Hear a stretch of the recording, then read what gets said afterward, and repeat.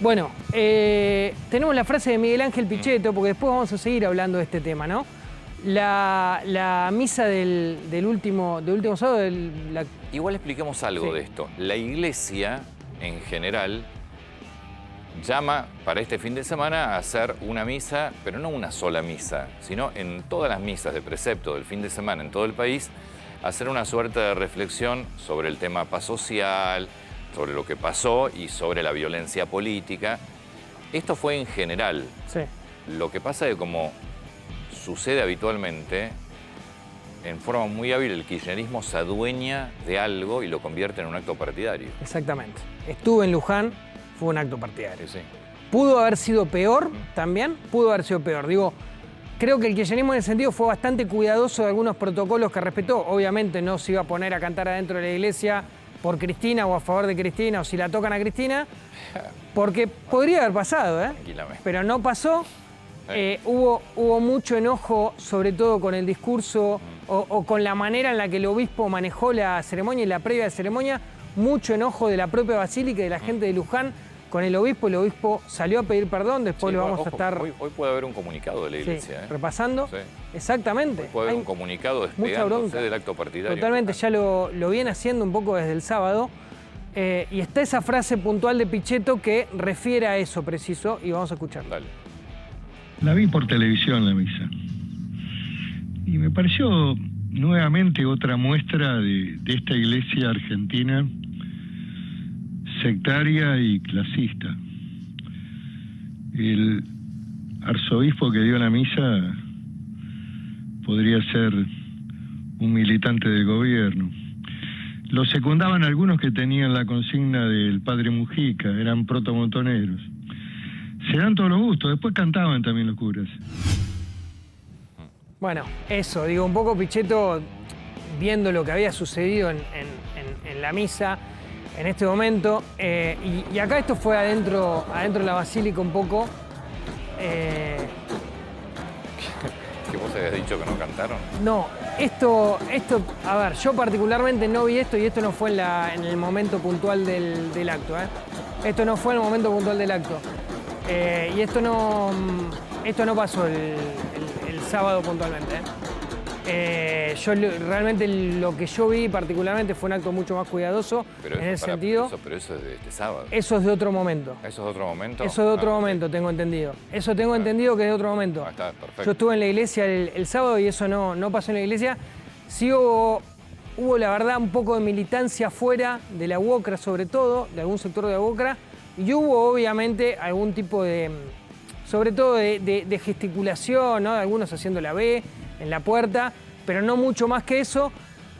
Insisto, siempre en un marco de todo el gobierno entero metido adentro de la iglesia y con, obviamente, sin representación de la oposición, por decisión de la oposición también, pero en un acto que lógicamente la oposición decía, ¿para qué vamos a ir si va a ser un acto claramente partidario? Fue un acto partidario, insisto, fue un acto partidario.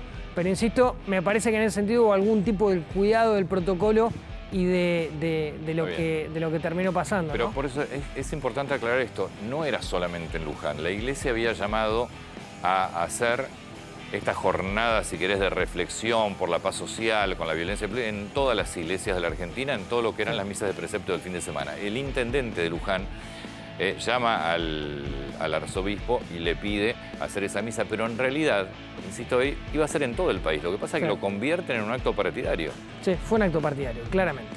Fue claramente un acto partidario. Termina pidiendo disculpas el arzobispo y la iglesia hoy podría sacar un comunicado aclarando y despegándose del tema político. Exacto. Termina pidiendo disculpas, me parece a mí, sobre todo a la comunidad de la iglesia y sobre todo a la comunidad de Luján.